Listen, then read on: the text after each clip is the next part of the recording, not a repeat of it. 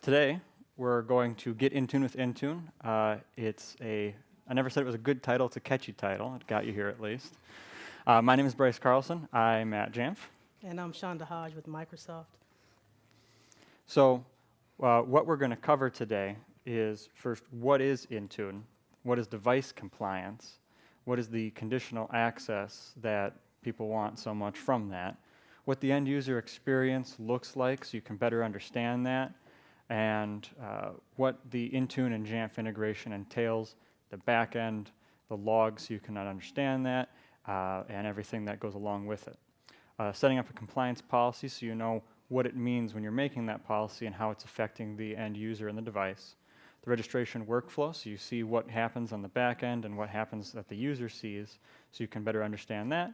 And then we'll also look at the logging from it so you have an idea of where you can glean information on how it's functioning, where it might be different for your environment than others based off of how you have your sign-in set up, and then subsequent check-ins, because obviously the device registers once, but it doesn't register every single time. It's just one time and then it checks in from there on. A little bit of background on me. I'm a senior support engineer at Jamf in the Mac OS and integrations, so Intune, SCCM. Before that, I was at UW Green Bay as the Mac admin and the network admin for the housing area. Things that interest me when I'm not working are cars, how things work, canoeing and backpacking, basically things that aren't computers, because I get enough of that during the week. Again, I'm Shonda Hodge. I'm a senior support engineer with Microsoft at the Intune team. I have over 10 years of mobile device management experience. I previously worked at Samsung, American Airlines, and BlackBerry, which was the original MDM. I like to travel. Just came back from Asia where I toured Singapore, Malaysia, and Thailand. And I am a paper crafting enthusiast. I like paper crafting.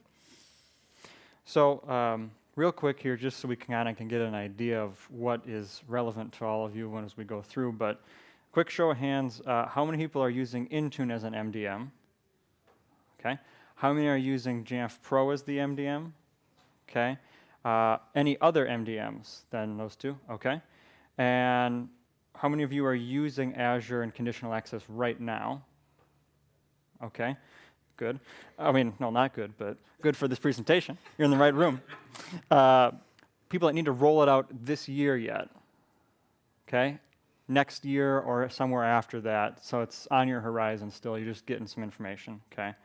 And then anybody that is Jamf that is using the integration right now. Okay. You're in the right place then. So let's kind of briefly talk about what Intune is. Intune is an Azure service. It's an enterprise mobility management suite that includes mobile device management and application and content management capabilities. It runs on Windows, Mac OS, Android, and iOS devices. And with the Jamf Intune integration, Intune uses the company portal app for the broker app for conditional access. So we're going to pause for a second because a lot of times when I talk about the Azure portal, customers are confused about the difference between a service and a blade. So we're going to kind of briefly go over that for a second.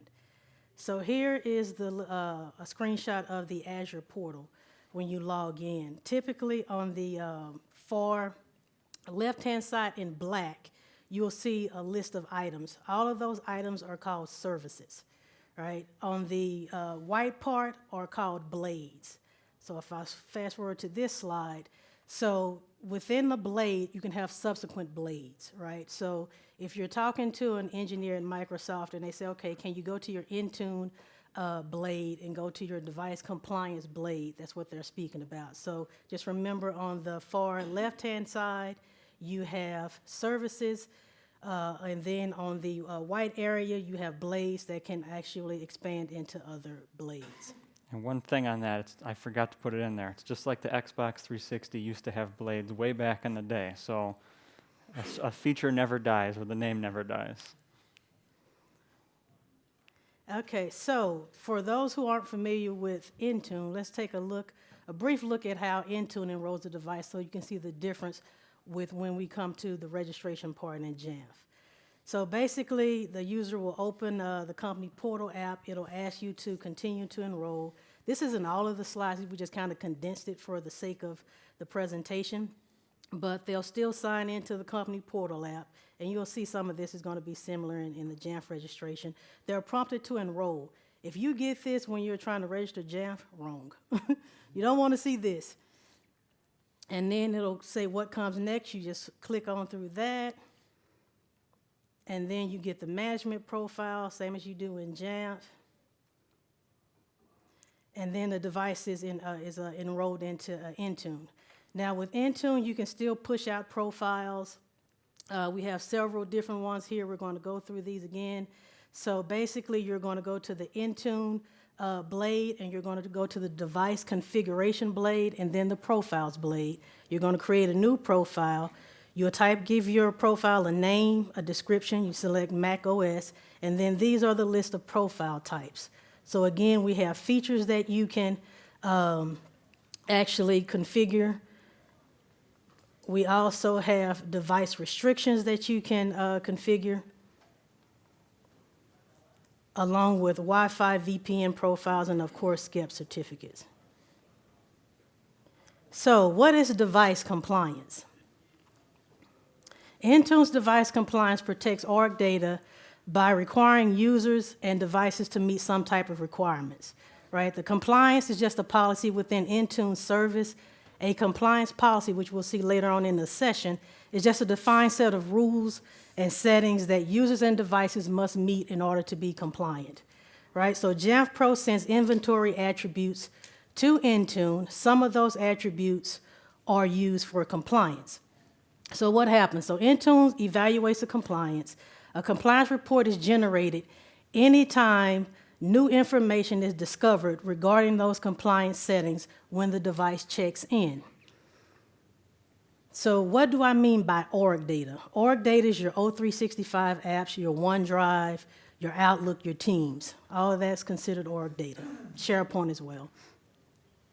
So devices check in every 24 hours. A compliance report is generated, like I said, for evaluation. Once that report is filed, a compliance calculation event is queued. Intune then evaluates that compliance, and if the device is compliant, you get access to your org data. If it's not compliant, then you're either blocked by Azure Active Directory or the device is taken through remediation workflows. So compliance and conditional access. What is conditional access? Conditional access is just a Azure Active Directory capability that's included in your Azure Active Directory Premium license, right? Basically, in the Intune, in the Azure portal, what you'll see is an actual conditional access policy that you can create. So there's two types of conditional access. There's app-based and device-based conditional access. The Jamf Intune integration uses device-based conditional access to help enforce compliance. So basically, when a device registers with Intune, the AD Azure registration process starts. We get a whole bunch of information that we collect, including the device's compliance status. Your conditional access policy will look at that compliance status to tell whether or not the device is compliant. If it's compliant, then of course, you're allowed access to your resources. If not, then it's blocked. So non-compliance and conditional access, what does that look like?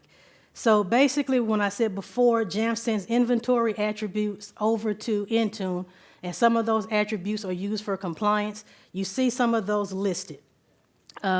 Basically, we either remediate or quarantine the device, right? So if the password has expired, then the OS will remediate that password expiration and say, hey, your password has expired, you need to update it.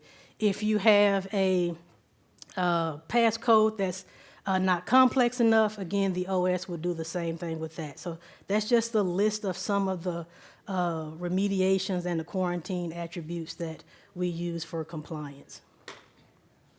So what makes the device compliant then? Because in the case of the Jamf integration, we're just sending that data as a registration. We're not getting profiles from Intune. We're getting those through the JSS. So In this case, then, your passcode policy, whether that be set through your profile, a PW policy command if you love the old way of doing it, you could do that way. All it is just looking at the recon data. So however you set it on the device, that's fine, just as long as the recon data reflects what you have in your compliance policy. Same for your file vault status. That's again going to be enforced by the JSS or your management solution with the registration. It's just going to then be sending that back as part of that inventory data. System integrity protection, same thing.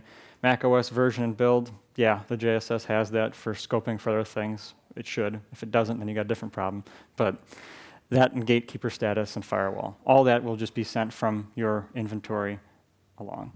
So what does this look like for the end user is kind of the next thing we want to cover of, okay, great, they're blocked or they're allowed through depending on what their status is. Well, what does that look like when an end user fires up, say, Outlook, So, Shonda, what would that look like for them?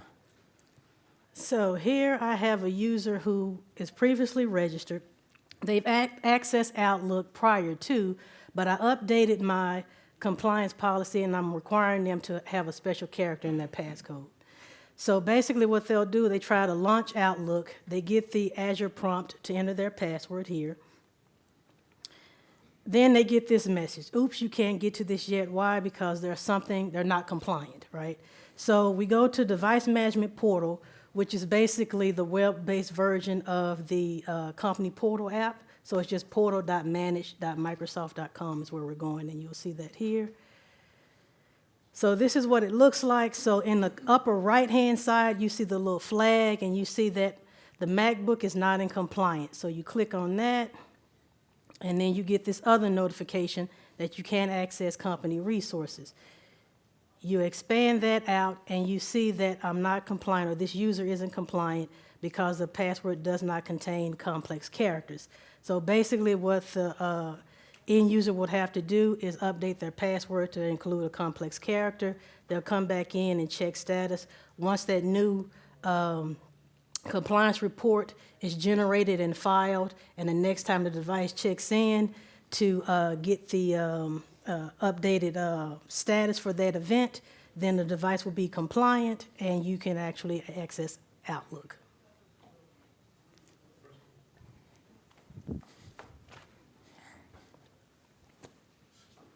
Not even close. So,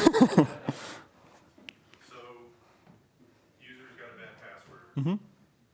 User goes to our company portal to change the password. How long is that going to take before all the back-end things run so that the user can get into Outlook? So it wouldn't be their company portal. Like, we're not talking their Azure account. We're talking, so let's say you have a local account on the Mac. Or what do you have for accounts on your Mac? So I guess that's a better question. They're tied into AD, right? Our engineers here. Oh, okay. AD mobile account. Okay. So they need to change their AD mobile account then. In that case, you'd update your password from system preferences on the Mac, and then you would need a recon to take place on the machine. So in your case, you'd have a remediation policy or step where they'd go to self-service, hit update inventory, that would go through, and that gets sent off. Once it leaves the JSS, which we'll kind of get into the flow of data in a couple slides here, then it's sent to Azure Active Directory, and Azure Active Directory then will send it to Intune for compliance calculation. Typically, it ranges, I've seen it be almost immediate to 10, 15 minutes, depending on how much load you have on your Azure tenant, a lot of different variables with it. Yeah, but in my example, like I said, it was maybe not even 5 minutes. Yeah. Okay. Yeah. So why we have this integration with Jamf and Intune? So because we don't want to have more than one MDM profile. I know Keith from Apple's here. He knows you can't have two MDM profiles on a device. It's a great long-standing carryover from way back in the Workgroup Manager MCX days. Most restrictive profile always takes precedence. But we had a lot of customers that wanted to have conditional access but still be managed by Jamf but not enrolled into Intune, so we had to make a partnership to find a middle ground in that. So we made the integration by basically making a special flag in company portal that we're going to get into that's doing just the registration, giving us just the identity, but we're still MDM managed by Jamf, and then we're using Jamf as the enforcer of those rules for the conditional access.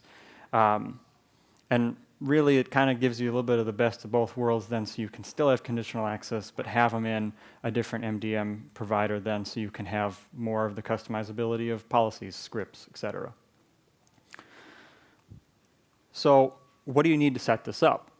Well, you're going to need a Jamf Pro instance. You're going to need an Azure tenant. And with that Azure tenant, you're going to need enterprise mobility and security E3 or greater. You're also going to need global admin rights, which we'll get into in just a little bit about why you need that and it's so critical when you're setting up the integration. And you need to talk with your teams about getting it set up. There's a link there in the slide deck if you want just to compare between. There's a couple different tiers of Azure and enterprise mobility. There's a lot of different things. You just find what fits best for your organization. And then the last thing you'll need then would be your actual Mac OS clients with the company portal app. When we send out the self-service policy that you'll see in the registration for an end user to register, that's not putting on company portal. Company portal would need to be there previously because it just launches it through the user's shell for that user session. So whether you're pushing it down with your Microsoft Office package, if you're just doing a full bundle with everything from Microsoft, or if you just go get that specifically. So a little bit more info on that. There's some links here on how to set up everything with a very detailed step-by-step for each step, and can't skip any steps because that's typically when it goes wrong.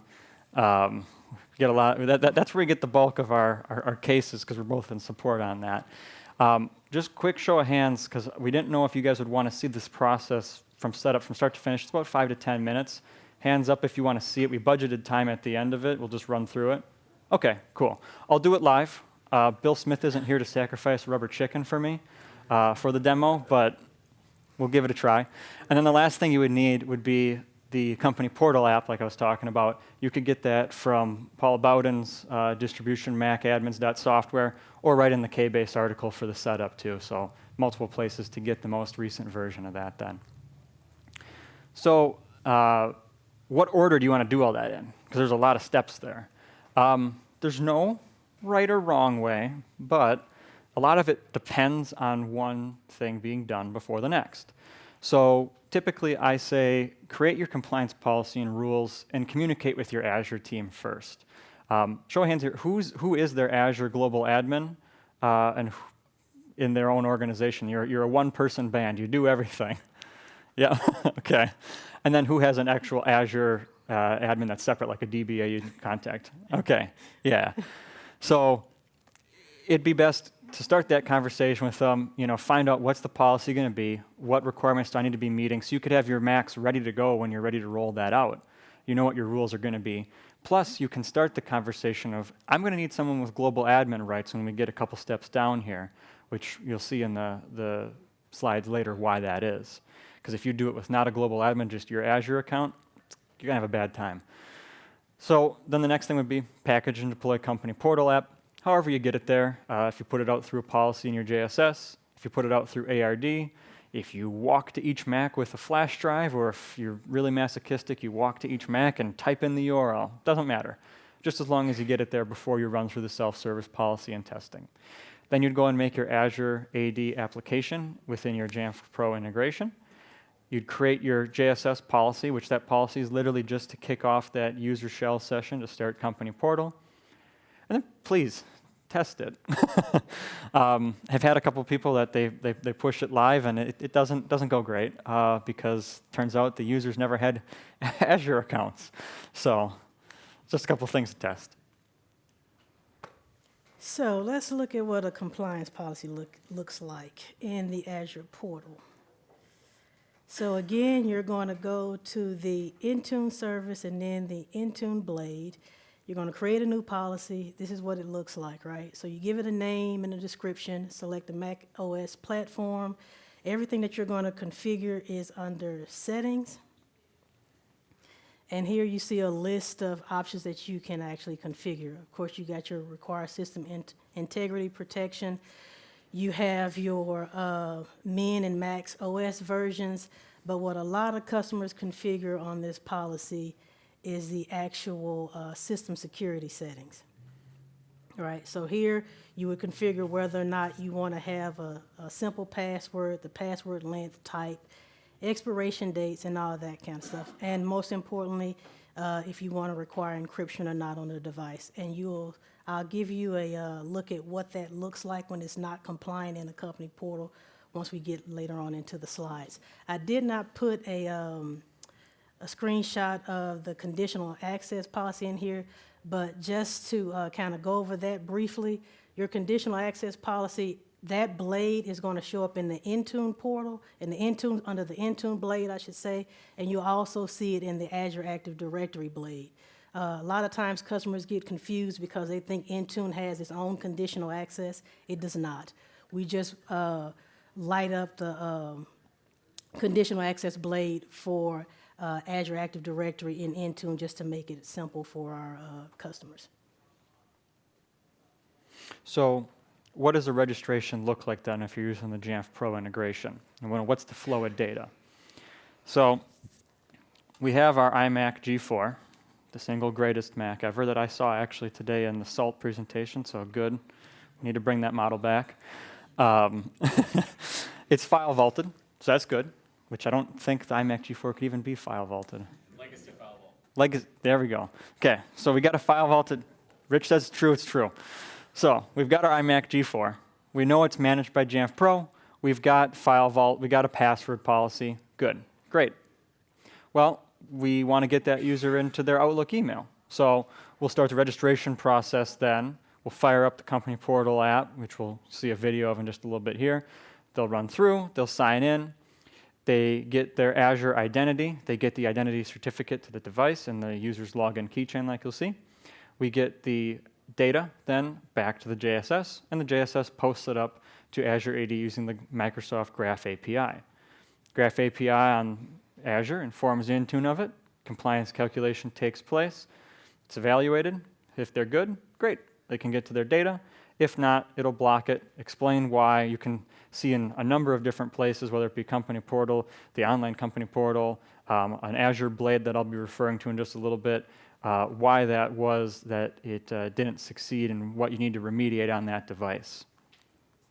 So what does a demo of that look like then? So here I'm just going to run a video real quick, which is we're going to open up self-service. And I've run this already on this device, so it's going to have reinstall, say install, run, whatever you give the name of. It's going to launch company portal, which again, I've done it on this device before this, so it will have my credentials for my tenant site already in there. You'd enter that in. So we go ahead, sign in. Go and throw in our password for that account, which I copy and paste because I don't know it. Yep. And then we'll watch keychain here, and I have certificates selected. We see I have the stuff for my just basic JSS configuration, but I don't have anything else right now. And during company portal, it's going to drop in those certificates there. So now the device is registered. We're going to have Jamf AAD, which is our process for Azure Active Directory, pop up. We're going to put in our credentials here. Kind of gotten that far previously. We'll go punch in our credential or password for that, and what that's going to do is it's going to ask us for keychain access to the login keychain. You're going to always want to click Always Allow because it's reading from that user's login keychain. That's where the identity is placed by the company portal app. We allow access to that, and then for subsequent check-ins from there, it's going to read from the login keychain that identity information then. So what happens on the back end from that? So that's what the user sees. I doubt a user would have keychain access open. Some power users might, but they would see that registration take place. What gets sent? So if you were to go on your Jamf Pro instance to that device record and go to your history tab and your Intune logs, you'd see, okay, that's the user that did it, that's the time they ran it, and what the status of that was. Well, what data was sent? So if you click on the View Data Sent button, you'll see it's going to send a number of different things. It's going to send what Shonda was talking about earlier as compliance evaluated parts, but other stuff too. I know you can't read that, but I just put it up there to illustrate that's everything that it does send. And the reason I kind of talk about this is there are some organizations I've worked with that they use Intune as another window pane for their device inventory. for areas of the company that might not have JSS access, but they can run reports from Azure Active Directory. So you're going to have your serial number, your MAC address, your hardware type, all that in there. So it's just another place that the data is being put. That way, you could report from there, and you could also have other stuff that pulls from there, Cisco ICE, et cetera, whatever you have integrated on the Azure AD side.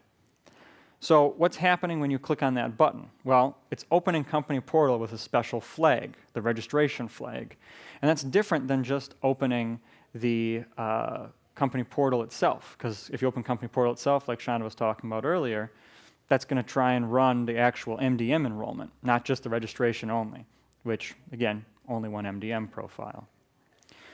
So what else helps you understand that other than just where the keychain is and all that data? Well, the helpful information if you're trying to troubleshoot it or just trying to see how the sign-in takes place with your directory. Company Portal logs, which I'll show where you can get those from the app specifically because it's not written to a directory by default. Sysdiagnose. Show of hands, who here has used Sysdiagnose before? All right, good. If you're not already using it, you're going to want to use it. So starting with macOS, I believe it was 10.12, we went to unified logging. And in that unified logging, services right there instead of, system.loginvar/logs. Jamf AD writes there. So that gives us the helpful information about Jamf AD. It also might give you your network state. Maybe you're having a timeout or something like that, depending on the network, because we'll get into that about different areas and network ports that need to be open for this to work. There's a listing, don't worry. Maybe you can send it to your security office. Serial number and device tracking info, just so you have that if you're doing a large group and trying to figure out what that device group is doing. The Azure AD audit logs, which I'll have a screenshot in just a little bit. And then this is that blade I was talking about. If it's showing as non-compliant for some reason, if you go into Intune, devices, all devices, the device in question, monitor, and then your device in question, that's going to have your listing of, okay, their password was non-compliant, et cetera. So Company Portal, two different things you could do. You could do a send diagnostic report or a save diagnostic report. So if you send it, you want to make sure you notate the incident number and the user's UPN or user principal name, right? So basically what that incident ID does, it helps us to identify the logs, the Company Portal logs on our back end. So once you generate that report, it gives you that incident number. It's your Company Portal logs for that user is automatically uploaded to our back end. We just need that along with the user's, again, user principal name, and we can pull those down and try to look at and see what's going on with that device. The other option, just save them out to a file and you can take a look at their contents then, if you just kind of want to get a better glimpse of what's going on. So I'm just going to highlight a couple things, and again, the slides are available because it's kind of hard to read it to get all of it in there to get the full impact of what the area is. But at the very start of the log, it's going to talk about what your status for workplace join is, your MDM enrollment, and that state. Then we're also going to see when we go and fetch those identities, we see the token, we see the Graph API taking place, we see our Intune service, and we also see our ADAL library. So ADAL is a publicly available on GitHub library for Azure Active Directory sign-in. We use it as part of our Jamf AAD process for that sign-in window you saw in the video, and Company Portal uses it as well. So we can see when all of that succeeds, what parts of that are important.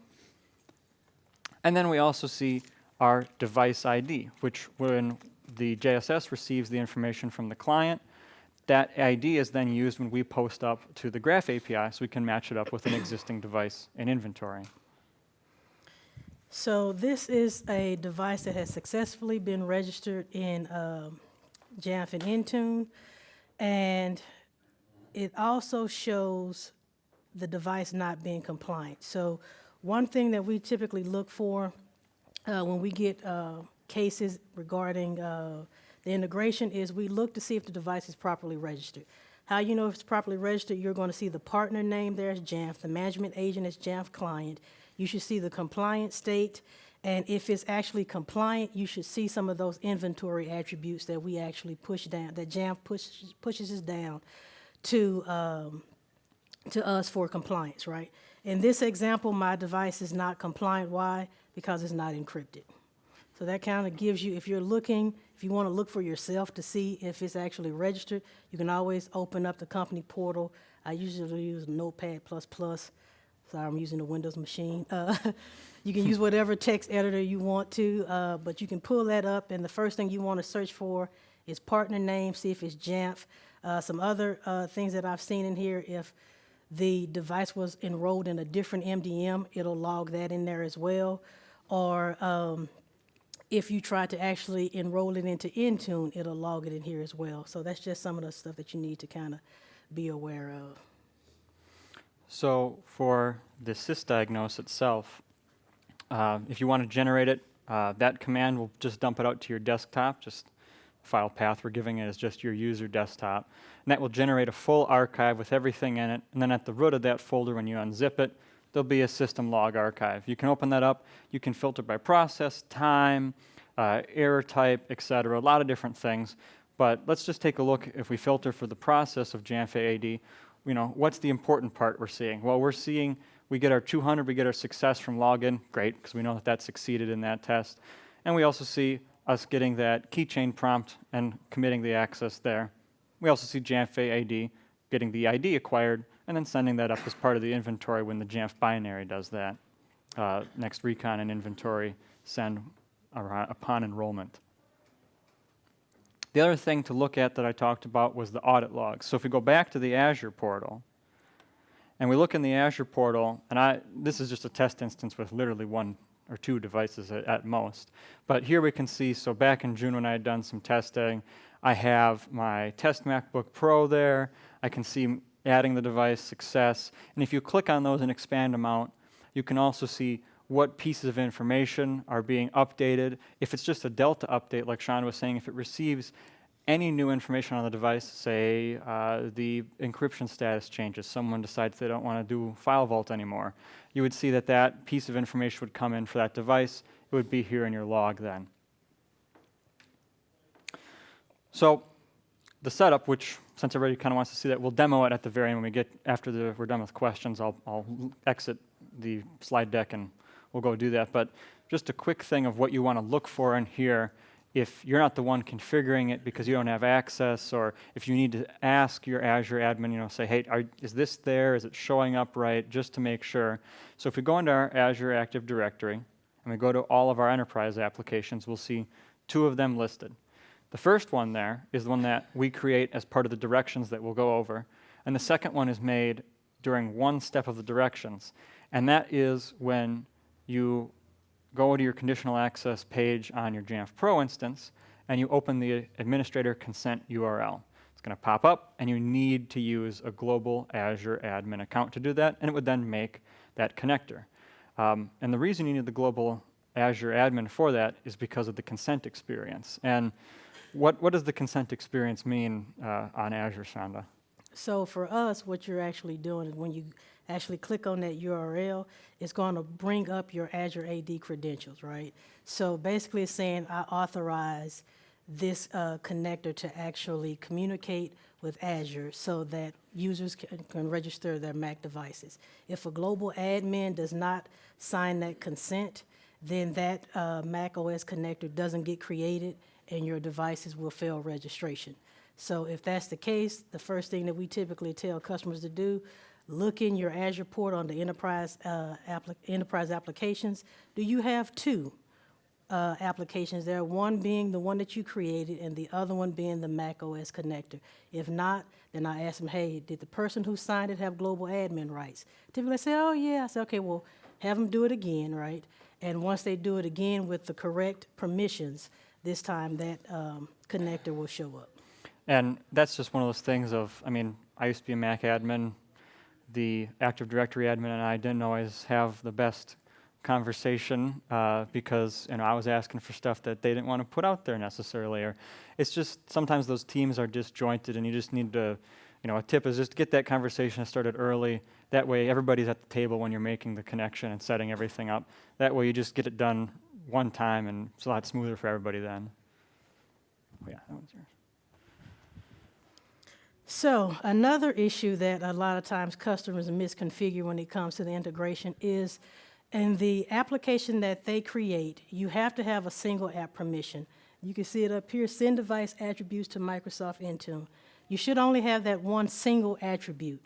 So typically, it'll break registration if you don't have this attribute listed, or if you have this attribute listed plus you have an additional attribute, right? So typically I ask customers, okay, let's go in here and let's check your app permissions.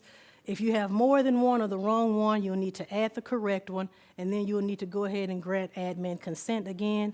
After that, your registrations will work. Yeah, and again, that comes down to if you don't have Azure access at all, you're not setting it up to begin with yourself as well. Another thing to note with that I'll be talking about in one slide at the very end is, note this is just post and update access. We do not get deletion access. So that will be important in one of the other gotchas that I'll be talking about in a little bit. So understanding, remediating, check-ins. We know what does the check-in look like? You know, what takes place? How does it work? So we'll do a demo here, and you got to watch fast. If you blink, you could miss it. So what happens is the agent is running as the end user because it needs to access their login keychain, and the session runs as them. So they'll see it flash up on the dock, and then it disappears after it's run that gather info command. And then it just goes back into the night, and you don't see it again for another 24 hours or until the machine is on the next time if they have it off over the weekend, et cetera. So what is, it runs again. What is the check-in then? So that 24-hour window, what we're looking for in that 24-hour window is the existence of a Jamf policy run and an existence of the gather AAD info. Gather AAD info verifying our identity certificate is not expired, and a Jamf policy so we can verify the device is checked in.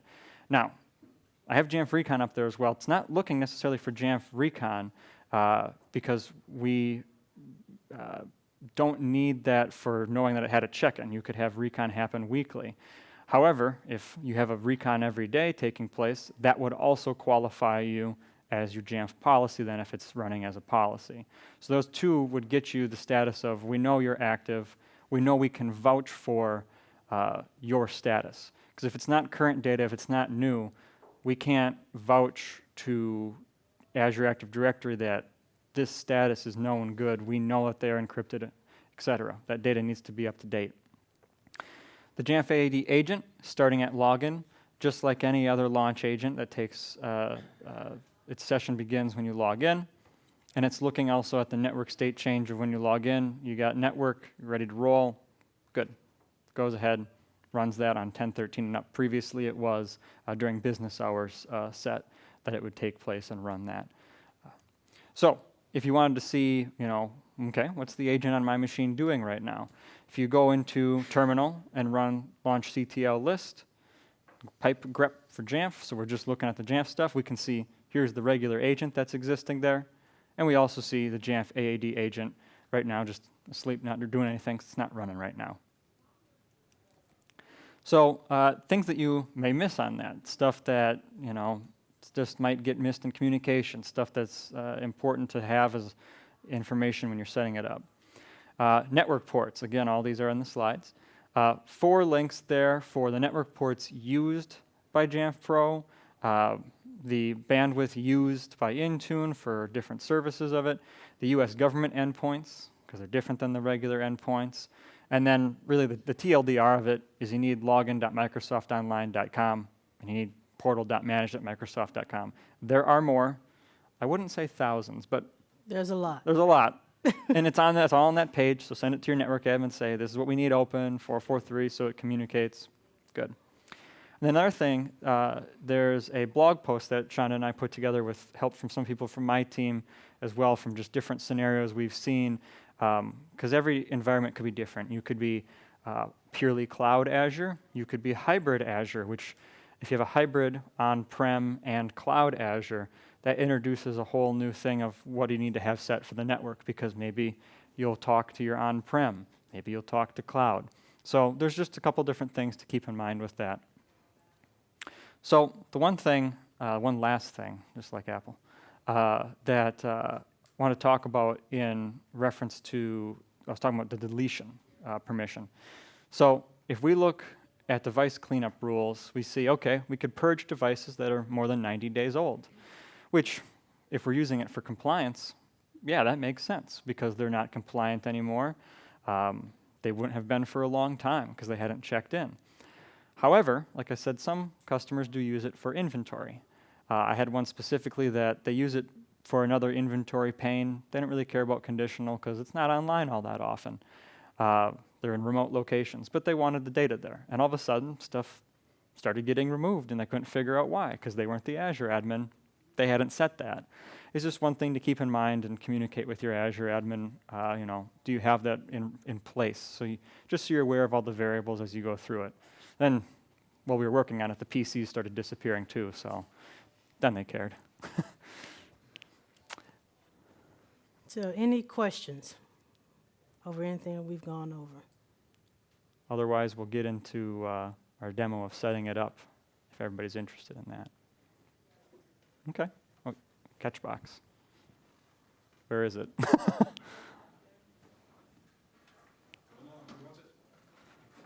Oh, Oh. So close. So I've noticed for the company portal part, that does seem to rely a lot on user input. Yes. Is there any way to automate that for the users, or pre-populate information for them? Because right now it basically looks like do this, then do this again. Yep. So, a couple things. The user principal name of their account, there is a few files, but I haven't had 100% success with that, just because you can have different variables from each machine to the next.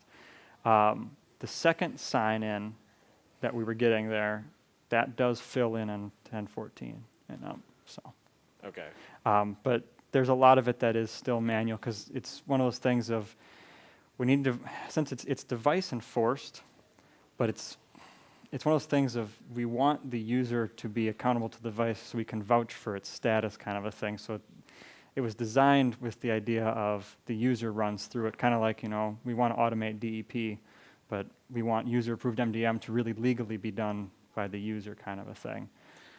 Right, but I mean, Yeah. for user-approved MDM, you just have to tell them, click this button once. Not, Correct. Yeah. This seems to be a clunkier Yes. process. well, There's- I'll say that other customers have asked for the same thing, right? And so I don't think it's unreasonable. But me telling them what a customer wants doesn't have as much weight as you as the customer telling them what you want. Right. Right? So I would say for that, because again, you and other customers have asked for the same thing, I would say we have a user voice site that you can go, if it's not already out there, I'm sure it is. I think I can probably find it for you, and just upvote it, right? Because they use that channel to try to figure out what customers want. I've relayed that information back to our developers, right? have Bryce and too, I, yeah. we've talked about that and talked about the customer experience, right? So they're already aware of it, and that would be the best advice that I would give is go on the user voice because they really look at that channel when they talk about what kind of features customers want and just upvote it. Okay. Would it be possible to get a link to that user? Yeah, voice? I'll give it to you. I'll add it to the Okay. slide deck. I'll throw it in Slack too because Yeah. we have it in our Yeah. bookmarks. Okay. Thank you. Yep. Any other questions? Yeah. This is mostly about compliance then, right? Mostly? Yeah. Mm-hmm. Yeah, for mostly about compliance for the recording. Yep. Yeah. Yep. Okay. All right. Live demo time. So, let's see if I can get it so you guys can see everything.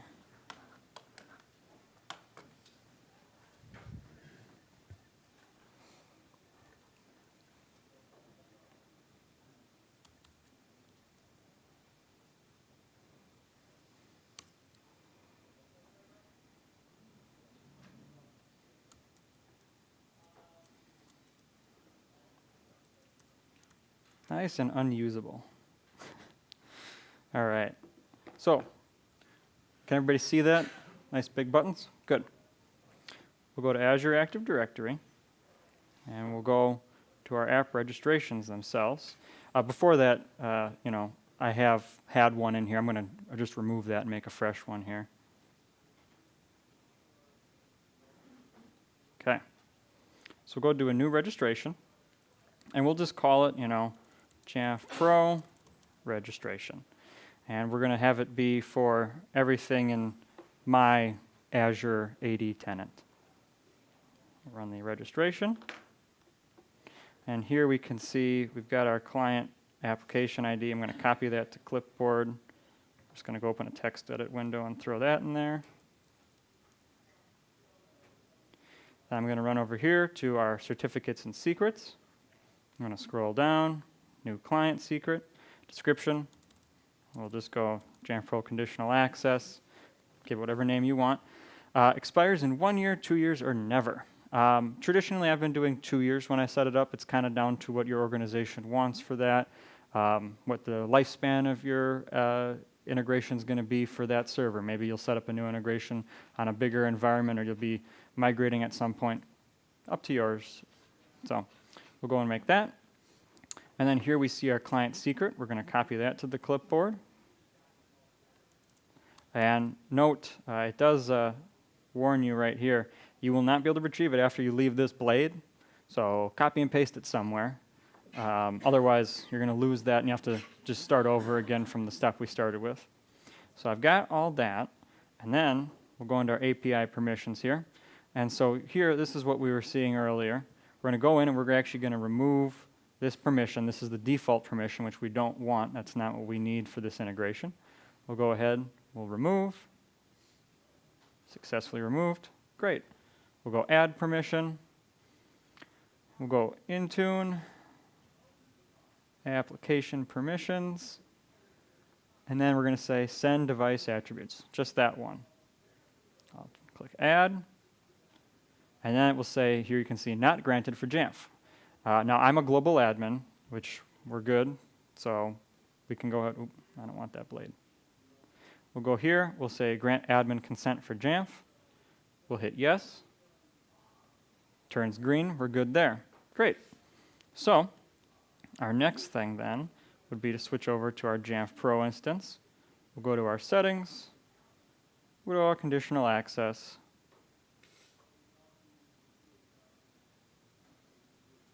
VPN is slow. And then while we're doing that, let me pull up this here. We're going to enable it.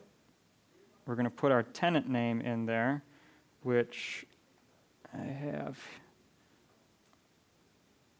over here. My Azure only tenant there. Oh. We'll copy that out. Paste that in. Our application ID here. Our client secret. Paste that in.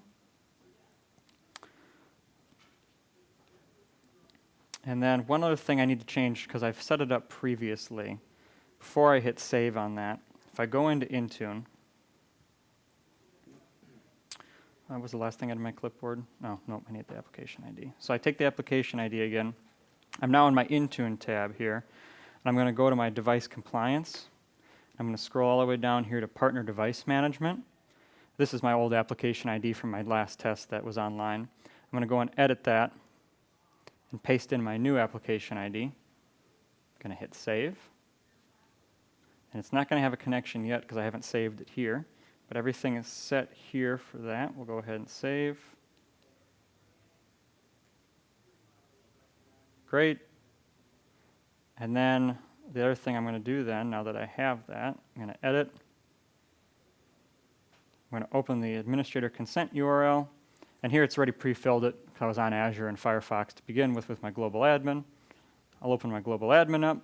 This is me granting consent experience that all subsequent users in my Azure domain are free and good to use this integration and the registration. I'll accept. The app will then be added through the cloud broker. Even if you're not cloud hosted. That's just done through our page. This is an on-premise on a Mac, an ancient Mac Mini in Eau Claire, Wisconsin right now. And then I'm going to hit save. And it should be all set up there. Let me just double check. You can now see that this in the partner device management has refreshed to today at 2:19 Eastern, and that's all set up. Can run a test, yes. I can send an update of no inventory. I only have no computers in here, so. But if I had a computer, then the last step, since we got a little bit of time yet, I'll go to our policies. And I have one here for install company portal. I have one that, need to zoom out. This is called enroll because this was early when I was naive. It's registration. Don't call it enroll. And really, the only payload I have in there is this then, which is just running that policy to kick off the registration and open company portal app from that self-service policy. And really, that's it. That's all it takes to set it up, but you just need to make sure that you have your global admin handy to run through those permission steps. And, you know, it's good to sit down with them too, because you could go over your compliance policy at that time, so you make sure your Macs are in check and you're ready to go then once you go live. So, with that,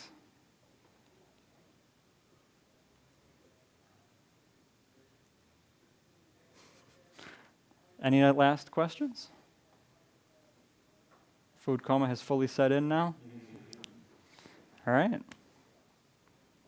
So thank you guys very much for attending the session. You can find us on Slack under those handles, and please fill out the survey. We want your feedback. Yep. And if you have any questions while you're here, you know, feel free, catch either of us. We want to sit down, hear how you guys want to use it, because the feedback of how you guys actually use it, like we talked about earlier, is important.